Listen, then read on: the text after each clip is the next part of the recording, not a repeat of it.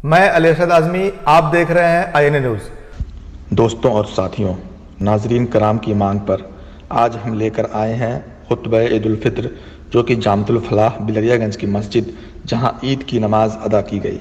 यह खुतबा नाजिम जामतुल फलाह मौलाना मोहम्मद ताहिर मदनी साहब ने आज तारीख़ 14 मई 2021 को दिया।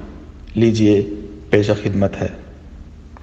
इन्नल हम्दुलिल्लाह नहमदुहु व नस्तईनुहु व नुअमिनु बिही व नतवक्कलु अलैहि व नऊज़ु बिल्लाहि मिन शुरूरि अनफुसिना व मिन सय्यिआति अमालिना मन यहदिहिल्लाहु फला मुदिल्ल लहु व मन युद्लिल फला हादिय लहु व अशहदु अल्ला इलाहा इल्लल्लाह वहदहु ला शरीक लहु व अशहदु अन्न मुहम्मदन अब्दुहु व रसूलुहु। अल्लाहुम्मा सल्लि व सल्लिम व बारिक व अनइम अला अब्दिका व रसूलिका व नबिय्यिका मुहम्मद वाला आलिहि व अस्हाबिहि अजमईन।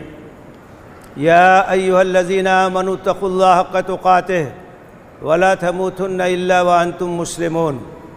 या अय्युहन्नासु इत्तक़ू रब्बकुमुल्लज़ी ख़लक़कुम मिन नफ़्सिन वाहिदा व ख़लक़ मिनहा ज़ौजहा व बस्स मिनहुमा रिजालन कसीरन व निसाअ वत्तक़ुल्लाह अल्लज़ी तसाअलून बिही वल अर्हाम इन्नल्लाह काना अलैकुम रक़ीबा। या अय्युहल्लज़ीना आमनू इत्तक़ुल्लाह व क़ूलू क़ौलन सदीदा युस्लिह लकुम अअमालकुम व यग़फ़िर लकुम ज़ुनूबकुम व मन युतिइल्लाह व रसूलहु फ़क़द फ़ाज़ फ़ौज़न अज़ीमा। अम्मा बादु फ़इन्न अस्दक़ल हदीस किताबुल्लाह व खैरल हदी हदी मुहम्मदिन सल्लल्लाहु अलैहि वसल्लम व शर्रल उमूरि मुहदसातुहा व कुल्ल मुहदसतिन बिदअह व कुल्ल बिदअतिन ज़लालह व कुल्ल ज़लालतिन फ़िन्नार। औज़ु बिल्लाहि मिनश शैतानिर रजीम। बिस्मिल्लाहिर रहमानिर रहीम। व इज़ा सअलक इबादी अन्नी फ़इन्नी क़रीब उजीबु दावतद दाई इज़ा दआन फ़लयस्तजीबू ली वलयुमिनू बी लअल्लहुम यरशुदून। अल्लाहु अकबर ला इलाहा इल्लल्लाह वल्लाहु अकबर वलिल्लाहिल हम्द। बुज़ुर्गों और भाइयों और अज़ीज़ नौजवानों, आप सबकी खिदमत में ईद उल फित्र की पुरखुलूस मुबारकबाद पेश करता हूँ। ये एक खुशी का मौका है, एक मसर्रत का मौका है। हमारे जो 2 सालाना त्यौहार हैं उसमें से एक त्यौहार ये ईद उल फित्र का त्यौहार है, और इसका सबब और इसकी वजह, इसका पस मंज़र ये है कि अल्लाह ताला ने हमें रोज़ा रखने की तौफ़ीक़ दी, रमज़ान की कदर करने की तौफ़ीक़ दी, रमज़ान की बरकतों से फ़ायदा उठाने की तौफ़ीक़ दी। तो रमज़ान की तकमील पर हम अल्लाह का शुक्र अदा करते हैं, खुशी और मसर्रत का इज़हार करते हैं। इसीलिए इसको ईद उल फित्र कहा जाता है। ये रोज़ा ख़त्म होने की ईद है। रमज़ान की जो हमने कदर की, रमज़ान में जो रोज़ा रखा, उसकी वह एक तरह से हम उसके लिए शुक्र अदा करने के लिए इकट्ठा होते हैं, अल्लाह के दरबार में सजदे शुक्र बजा लाते हैं। और इस्लाम ने हमें जो तरीक़ा सिखाया है खुशी और मसर्रत का भी, वो भी बहुत ही निराला है। हम अल्लाह के दरबार में खड़े होते हैं, आम हालात में हम ईदगाह में जाते हैं। आजकल हालात ऐसे नहीं है कि सब लोग ईदगाह में जा सकें। मस्जिदों में और अपने अपने महल्लों में हम नमाज़ पढ़ रहे हैं। हम 2 रकात नमाज़ पढ़ते हैं, अल्लाह का शुक्र अदा करते हैं, और इस तरह से अपने जज्बात तशक्कुर और एहसान मंदी के एहसासात का इजहार करते हैं। ये इस्लाम की तहज़ीब है, ये इस्लाम का तरीक़ा है। मेरे भाइयों और मेरे बुज़ुर्गों, इस बार ईद ऐसे हालात में आई है कि एक तरफ तो पूरे मुल्क में ही नहीं बल्कि पूरी दुनिया में जो वबा आई हुई है उसके बड़े संगीन असरात हैं। बहुत बड़े पैमाने पर लोग मुतासिर हैं। कितने लोग अस्पतालों में हैं, कितने लोगों की जानें चली गई हैं। इस रमज़ान में शायद ही कोई ऐसा दिन गुज़रा हो जिस दिन हम लोगों ने अपने कंधे पे कोई जनाजा न उठाया हो। एक एक दिन में कई कई जनाजे उठ रहे हैं, अमवात हो रही हैं कसरत के साथ, लोग मुतासिर हो रहे हैं, वबा फैलती जा रही है। बड़े संगीन हालात हैं। इन हालात में हमें अल्लाह से दुआ करनी चाहिए कि अल्लाह ताला इस वबा को ख़त्म करे। ये जो वबाएँ होती हैं ये एक तरह के कुदरत के ताज़ियाने हैं। ये अज़ाब इलाही की एक शक्ल होती है। ज़मीन पर जब फितना और फसाद बहुत हो जाता है, जुल्म और ज़्यादती बहुत होने लगती है, अल्लाह के बंदों के साथ नाइंसाफ़ी होती है, अल्लाह के अहकाम की खिलाफ वर्जी होती है, नाफरमानियाँ होती हैं अल्लाह की, तो इस तरह की मुख्तलिफ़ आजमाइशें आती हैं, मुख्तलिफ़ आफतें आती हैं। ये सब कुदरत के ताज़ियाने हैं। हमें इस्तिग़फ़ार करना चाहिए, तौबा करना चाहिए, अपने गुनाहों पे शर्मिंदगी का इजहार करना चाहिए, अल्लाह से दुआ करना चाहिए, इनाबत का और अल्लाह की तरफ तवज्जो का मुज़ाहरा करना चाहिए। ये सब ख्वाब गफलत से जगाने के लिए चीज़ें हैं। और ऐसे मौके पर हमें इंसानियत की खिदमत भी करनी चाहिए, लोगों के काम आना चाहिए, बग़ैर किसी लिहाज और तमीज़ के, क्या मज़हब है, क्या मिल्लत है, जो भी मुतासिर है उसकी मदद करने की कोशिश करनी चाहिए। और अल्लाह का शुक्र है कि मुसलमान बड़े पैमाने पर इस वक्त खिदमत खल्क़ का काम कर रहे हैं और लोगों की सेवा कर रहे हैं। ये इस्लाम की तालीम है, ये हमारी पहचान है और यही हमारा तारुफ़ है। दूसरी जो संगीन सूरत हाल है इस वक्त आलमी सतह पर, वो फ़लस्तीन की है। जिस तरह से फ़लस्तीनियों के साथ जुल्म और ज़्यादती हो रही है, नाइंसाफ़ी हो रही है, गज़ा पे बमबारी हो रही है, औरतों और बच्चों को निशाना बनाया जा रहा है, आबादियों को निशाना बनाया जा रहा है, जुल्म और जारहियत की नई दास्तानें लिखी जा रही हैं, ये बहुत ही संगीन मसला है। हम सब फ़लस्तीनियों के साथ हैं, हमारी हमदर्दियाँ उनके साथ हैं, हमारी दुआएँ उनके साथ हैं। और जहाँ तक हमारा दायरे असर है, हमें राय अम्मा को हमवार करना चाहिए, इसराइल के ख़िलाफ़, उसकी जारहियत के ख़िलाफ़, उसके जुल्म के ख़िलाफ़, उसके उद्वान के ख़िलाफ़, और फ़लस्तीनियों की हिमायत में जहाँ जहाँ भी हम आवाज़ उठा सकते हों हमें उठाने की कोशिश करनी चाहिए। अल्लाह से दुआ है कि वो फ़लस्तीनियों की मदद करे, इसराइली जारहियत का ख़ात्मा हो और फ़लस्तीन में फ़लस्तीनियों को सुकून के साथ रहने का मौका मिले। मेरे भाई और मेरे बुज़ुर्गों, ईद के इस मौके पर जबकि रमज़ान का इख्तिताम हुआ है, अल्लाह ने हमें तौफ़ीक़ दी, हमने रोज़े रखे, अल्लाह ने हमें तौफ़ीक़ दी, हमने मस्जिदों को आबाद किया, हमने कुरान से अपने ताल्लुक़ को उस्तवार किया, हमने क़याम लैल किया और मुख्तलिफ़ इबादतों के ज़रिए से अल्लाह को खुश करने की कोशिश की। ये ईद हमारे लिए अपने दामन में कुछ पैगामात लेकर के आई है। उन पैगामात को हमें समझना चाहिए, तभी ये खुशी सही मानों में खुशी होगी, ये मसर्रत सही मानों में मसर्रत होगी कि हम ईद के पैगाम को समझें। ईद का जो हमारे लिए पैगाम है, ईद हमारे लिए क्या सबक लेकर के आई है, क्या दर्स लेकर के आई है, उसे हमें अपने निगाहों के सामने रखना चाहिए। ईद का एक सबक ये है कि हमें अल्लाह ताला की नेमतों का शुक्र अदा करना चाहिए, उसकी कदर करनी चाहिए और एहसान मंदी के जज्बात के साथ अल्लाह की नेमतों का इस्तेमाल करना चाहिए। रमज़ान के महीने में तशक्कुर के जज्बात उभरते हैं। जब दिन भर हम रोज़ा रहते हैं, भूख प्यास की तकलीफ़ बर्दाश्त करते हैं और उसके बाद इफ्तार करते हैं, तो अल्लाह ताला की नेमतों की कदर व कीमत का एहसास होता है। आम दिनों में खाते पीते रहते हैं, एहसास नहीं होता है, लेकिन जब 14 घंटा 15 घंटा भूखे प्यासे रहने के बाद इफ्तार हम करते हैं, तो उस वक्त अंदाज़ा होता है कि अल्लाह ने क्या क्या नेमतें हमारे लिए मुहैया की हैं और बड़ी बरकत भी होती है। रमज़ान में आप देखिए, इफ्तार में अल्लाह ताला पता नहीं क्या क्या खिलाता है और क्या क्या चीज़ें हैं जो इफ्तार के दस्तरखान पे लगाई जाती हैं। तो इसीलिए हम दुआ पढ़ते हैं इफ्तार करने के बाद, रहबत ज़मो वब्तल्लतिल उरूक़ो व सबतल अज्र इंशाअल्लाह। प्यास जाती रही, रगें तर हो गई, अज्र भी इंशाअल्लाह पक्का। तो ये नेमतें जो अल्लाह ताला की हैं, इनको एहसास तशक्कुर के साथ इस्तेमाल कीजिए, एहसान मंदी के जज्बात के साथ इस्तेमाल कीजिए। अल्लाह का करम है, अगर अल्लाह न देना चाहे तो कोई दे नहीं सकता है। जो कुछ है सब अल्लाह का करम, सब अल्लाह की दी हुई नेमतें हैं। तो एहसान मंदी का जज्बा हो, तशक्कुर का जज्बा हो, ये ईद का एक पैगाम है। इस पैगाम को हमें अपने निगाहों के सामने रखना चाहिए। ईद का एक बहुत बड़ा पैगाम ये भी है कि हम एक हैं, हम एक उम्मत हैं, हम एक जमात हैं, हम एक मिल्लत हैं।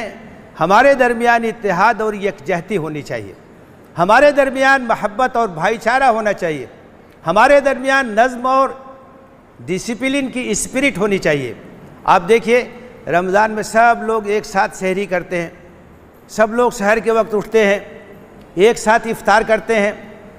अगर ये कहा जाता कि साल में 1 महीने का रोज़ा रखना है तो कोई कभी रखता, कोई कभी रखता, लेकिन ये कहा गया कि नहीं, रमज़ान के महीने में रखना है, तो सब लोग एक साथ रखते हैं। तो एहसास होता है कि हम लोग एक हैं, हम एक उम्मत के लोग हैं, हमारा खुदा एक है, हमारा रसूल एक है, हमारी किताब एक है, हमारा नस्बुल-ऐन एक है, हमारा मिशन एक है, हमारी ज़िंदगी का मकसद एक है। इसलिए हमारे दरमियान इंतशार नहीं होना चाहिए, हमारे दरमियान इख्तिलाफ नहीं होना चाहिए, एक जमात बन करके रहिए।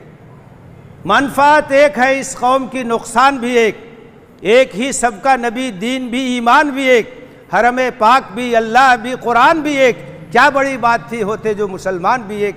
फ़िरका बंदी है कहीं और कहीं जाते हैं, क्या ज़माने में पनपने की यही बातें हैं। हमारे लिए जो चीज़ सबसे ज़्यादा ख़तरनाक है वह हमारा इंतशार है, वह हमारी परागंदगी है, वह हमारा तफ़रक़ा है। वो ताकतें जो हमको बांटती हैं, चाहे वो मसलक की बुनियाद पर हो, चाहे वो ज़ात और बिरादरी की बुनियाद पर हो, चाहे किसी भी बुनियाद पर हो, वो हमारी सबसे बड़ी दुश्मन है। रमज़ान का ये पैगाम है, ईद का ये पैगाम है कि इन्न हाज़िही उम्मतुकुम उम्मतन वाहिदा व अना रब्बुकुम फ़अबुदून। ये उम्मत एक उम्मत वाहिदा है और हमारा रब एक है, हमें उसी की इबादत करनी है। इत्तिहाद का पैगाम है, यकजहती का पैगाम है, भाईचारे का पैगाम है, डिसिप्लिन और नज़्म का पैगाम है। कोई भी कौम दुनिया में अगर वो डिसिप्लिन और नज़्म की पाबंद नहीं होगी, तरक्की नहीं कर सकती है। रमज़ान हमें सिखाता है, रोज़ा हमें सिखाता है कि जैसे ही वक्त हुआ फ़ौरन हम खाने पीने से रुक जाते हैं। इफ्तार का जब वक्त हुआ फ़ौरन हम इफ्तार करते हैं। वक्त की पाबंदी, डिसिप्लिन की पाबंदी कामयाबी का राज है, कामयाबी की कुंजी है। हमें इस सबक को सीखना चाहिए, इस पैगाम को सीखना चाहिए। एक बहुत बड़ा पैगाम जो ईद लेकर के आई है और एक बहुत बड़ा सबक जो रमज़ान से हमको मिलता है, वो पैगाम है मुआसात और हमदर्दी का, इंसानियत के साथ हमदर्दी और दर्दमंदी का। आम दिनों में ऐसा होता है कि हम खाते पीते रहते हैं, हमको एहसास नहीं होता है कि बहुत से लोग भूखे रहते हैं, बहुत से लोग फाका करते हैं। लेकिन रमज़ान में जब सब लोग भूख और प्यास की तकलीफ़ बर्दाश्त करते हैं तो एहसास होता है कि हमारे कितने भाई हैं जो साल भर फाका करने पे मजबूर होते हैं। क्यों? क्योंकि उनके पास खाने के लिए नहीं है, क्योंकि वो नादार हैं, क्योंकि वो गरीब हैं। तो हमारे दिल में उनसे हमदर्दी का जज्बा पैदा होता है और इन्फाक का जज्बा पैदा होता है। इसीलिए आप देखिए कि रमज़ान में सदका, खैरात, इन्फाक खूब होता है। और अल्लाह के रसूल सल्लल्लाहु अलैहि वसल्लम बड़े सखी थे, बड़े फैयाज थे, लेकिन रमज़ान में आपकी फैयाजी तो और ज़्यादा बढ़ जाती थी।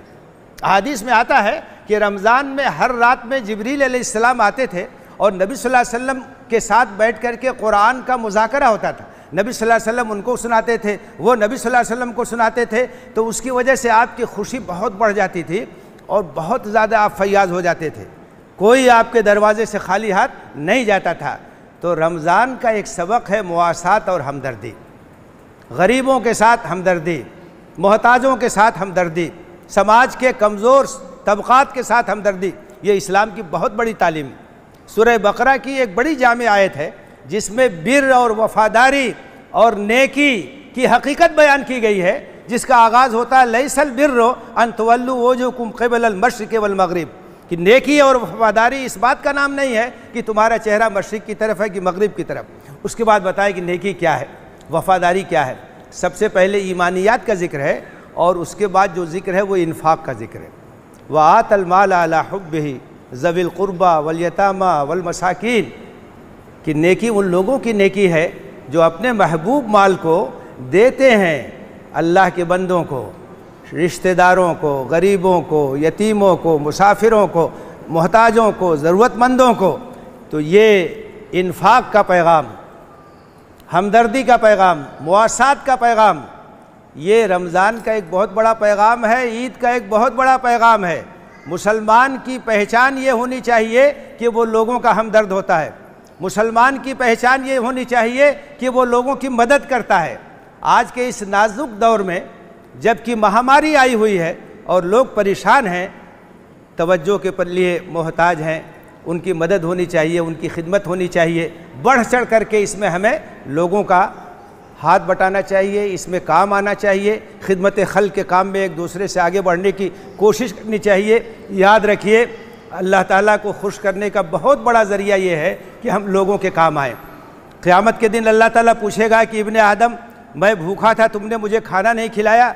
तो इंसान कहेगा कि अल्लाह तू सबको खिलाता है, तू कहाँ भूखा हो सकता है।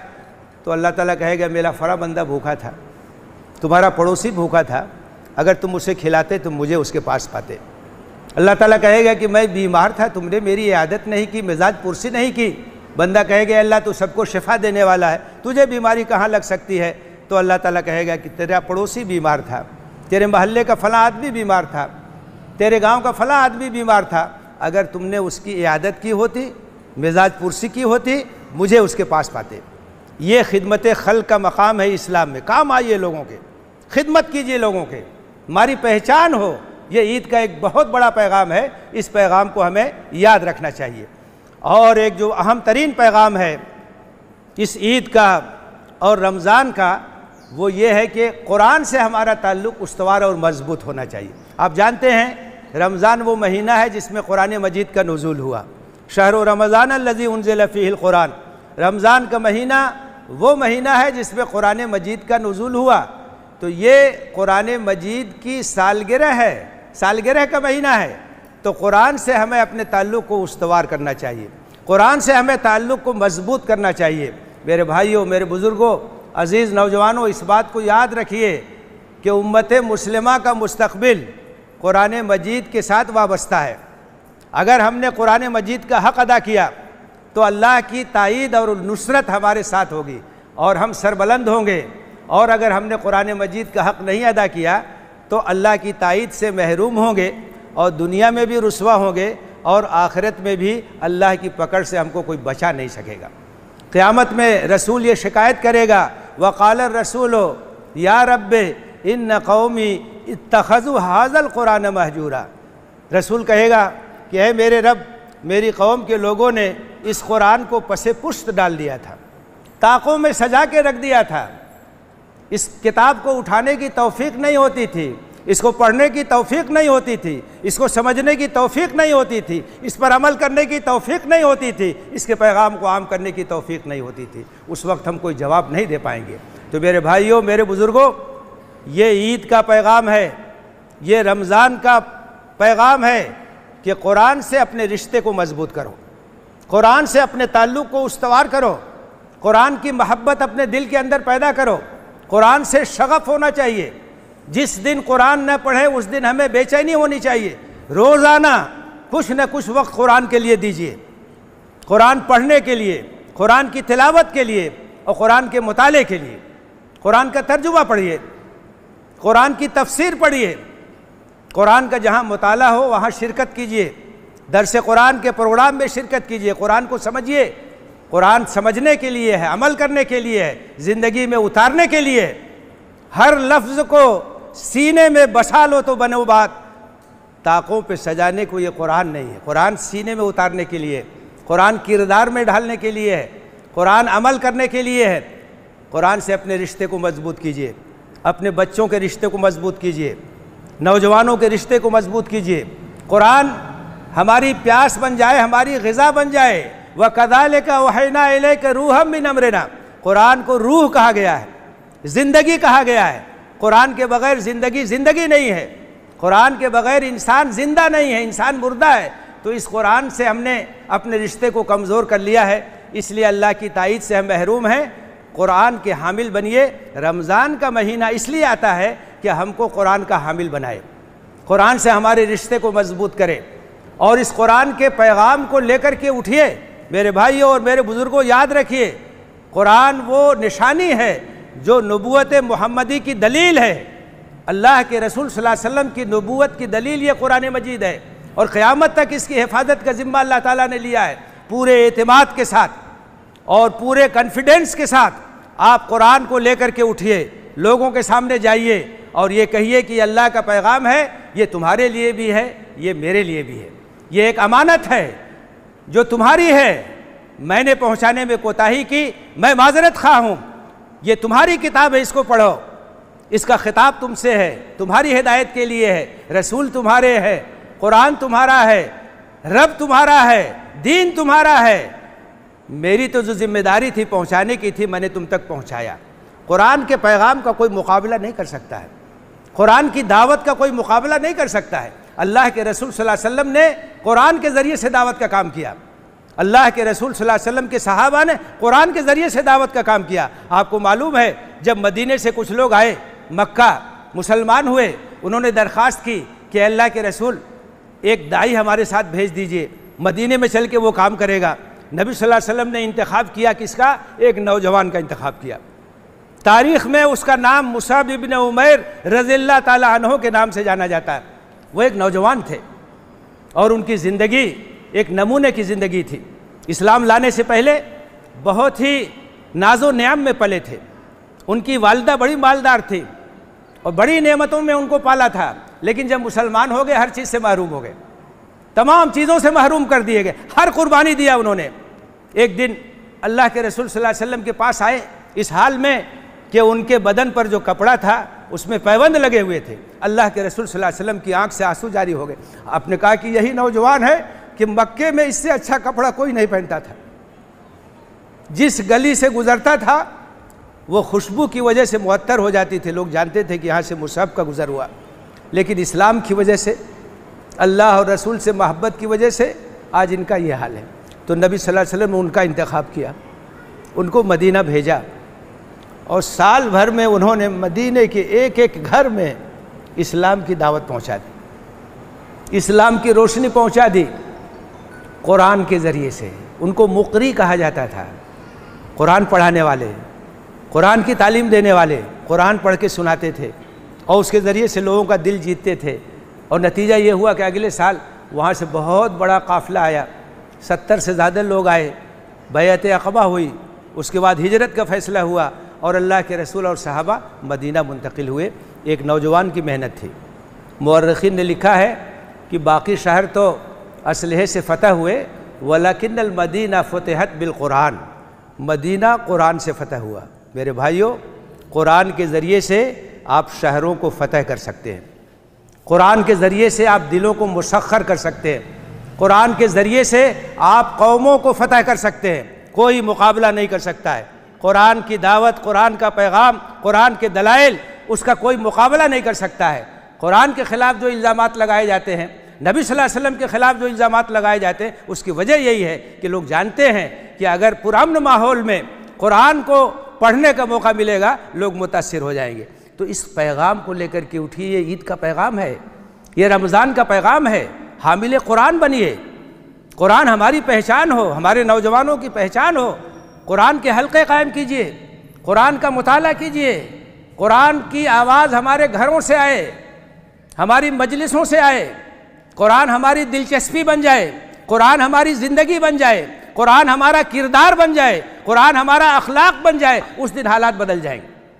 कुरान के ज़रिए से इनकलाब आएगा, दावत कुरानी के ज़रिए से तब्दीली आएगी। सबसे बड़ी ताकत है जो कुरान की शक्ल में हमारे पास है। और सूरह फुरक़ान में कहा गया है, वला तुतिल मुशरिकीन वजाहिदहुम बिही जिहादन कबीरा, मुशरिकीन का दबाव कबूल मत कीजिए, इनके दबाव में आने की ज़रूरत नहीं है। और कुरान के ज़रिए से जिहाद कबीर कीजिए, कुरान के ज़रिए से दावत का काम कीजिए, कुरान के पैगाम को लेकर के उठिए। ये ईद का पैगाम है, ये ईद का एक मैसेज है जिसे हमें अपने निगाहों के सामने रखना चाहिए।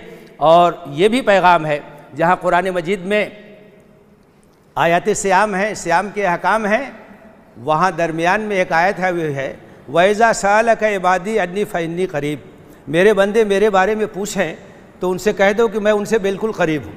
किसी वास्ते की ज़रूरत नहीं है, किसी वसीला की ज़रूरत नहीं है, दरमियान में किसी की ज़रूरत नहीं है। आप हैं, आपका रब है। आप अल्लाह को याद करते हैं, अल्लाह ताला सुनता है। आप अल्लाह से दुआ करते हैं, वो आपकी दुआ को कबूल करता है। किसी की दरमियान में ज़रूरत नहीं है। वैज़ा सालक इबादी अन्नी फ़इन्नी करीब, मेरे बंदे मेरे बारे में पूछे तो बता दो मैं उनसे बिल्कुल करीब हूँ। उजीब दावत दाए इज़ा दान, जब कोई दुआ करता है तो मैं उसकी दुआ को कबूल करता हूँ, मैं उसकी दुआ को सुनता हूँ, मैं उसकी दुआ को कबूल करता हूँ। फल यस्तजीबू ली, हाँ शर्त यह है कि बंदों को ये चाहिए कि मेरा कहा माने, मेरी फरमाबरदारी करें, मेरी इताअत करें। वल युमिनु भी, और मेरे ऊपर यकीन रखें, भरोसा रखें कि अल्लाह दुआ को ज़रूर कबूल करेगा, और यही रुश्द और हिदायत का रास्ता है। तो ये ईद का ये भी पैगाम है कि मुसलमान का हथियार दुआ है, मोमिन का हथियार दुआ है, और पूरे यकीन के साथ दुआ कीजिए कि अल्लाह ताला ज़रूर सुनेगा, अल्लाह ताला ज़रूर कबूल करेगा। हाँ, उसकी शर्तें हैं, हमारी रोज़ी हलाल की होनी चाहिए, हमारी ज़िंदगी फरमाबरदारी की ज़िंदगी होनी चाहिए, हमें बंदगी का सबूत देना चाहिए, और अल्लाह की तरफ से कबूलियत का पूरा यकीन होना चाहिए। दुआ मांगिए, अल्लाह ताला दुआ को कबूल करेगा। अल्लाह के रसूल ने बशारत दी है कि बंदे मोमिन जब हाथ उठाता है और कोई दुआ करता है तो अल्लाह उसकी दुआ को ज़रूर कबूल करता है। अलबत्ता कबूलियत की शक्ल अलग अलग हो सकती है। कभी ऐसा होता है कि जो चीज़ आप मांग रहे हैं वो बेहतर है तो अल्लाह वही दे देता है। कभी ऐसा होता है कि उस दुआ के नतीजे में अल्लाह ताला कोई मुसीबत टाल देता है, कोई बला टाल देता है, ये भी कबूलियत की एक शक्ल है। और कभी ऐसा होता है कि अल्लाह ताला उस दुआ को आखिरत का ज़ख़ीरा बना करके आपके लिए महफूज कर देता है, और क़यामत के दिन आपको वो चीज़ मिलेगी, कबूल होगी, किसी न किसी शक्ल में ज़रूर कबूल होगी। तो सहाबा ने कहा तब तो हम खूब दुआ मांगेंगे। तो आपने कहा कि उसके दरबार में क्या कमी, जितना चाहो मांगो, उसके यहाँ तो कोई कमी नहीं, सब ख़जाने उसी के हैं। अल्लाह के रसूल ने फरमाया कि दुनिया के सारे लोग अगर इकट्ठा होकर के मांगें और अल्लाह ताला सबकी मुराद पूरी कर दे तो उसके ख़जाने में कितनी कमी होगी। समंदर में अगर सुई डाली जाए और उसके बाद निकाला जाए तो कितना पानी निकलेगा, कितना पानी कम होगा, तो बस उतना ही अल्लाह के ख़जाने में कमी होगी। तो दुआ हमारा हथियार है, दुआ हमारा सिलाह है। दुआ कीजिए, अपने लिए भी कीजिए, अपने रिश्तेदारों के लिए कीजिए, मज़लूमों के लिए कीजिए, फ़लस्तीनियों के लिए कीजिए। जो वबा आई है इस सिलसिले में दुआ कीजिए कि अल्लाह ताला इस वबा को ख़त्म करे, और अल्लाह ताला जो मरीज़ हैं उनको शफ़ायाब करे, उनको जल्द से जल्द शफ़ा हासिल हो, जो परेशान हाल हैं उनकी परेशानियों को दूर करे। तो ये जो दुआ है ये हमारा हथियार है। सब कुछ करने के साथ साथ, तदाबीर अख्तियार करने के साथ साथ, असबाब अख्तियार करने के साथ साथ दुआ को कभी नहीं भूलना चाहिए। बद्र के मैदान में तमाम तरतीब जब हो गई तब अल्लाह के रसूल ने अपना हाथ दुआ के लिए उठाया और कहा कि अल्लाह, ये मुख्तसर सी जमात अगर ये शिकस्त खा गई तो सरजमीन में तेरी इबादत नहीं होगी। गिड़गिड़ा के दुआ की, चादर आपके कंधे से गिर रहा था। हज़रत अबू बकर ने संभाला और कहा अल्लाह आपकी दुआ को ज़रूर सुनेगा, और अल्लाह ताला ने दुआ को सुना और फतह नसीब हुई। यौमुल फुरक़ान साबित हुआ, मारक़े हक़ व बातिल में मुसलमानों को फतह हासिल हुई। तो मेरे भाइयों, मेरे बुज़ुर्गों, कभी अल्लाह की रहमत से मायूस नहीं होना चाहिए, तवक्कुल और एतमाद।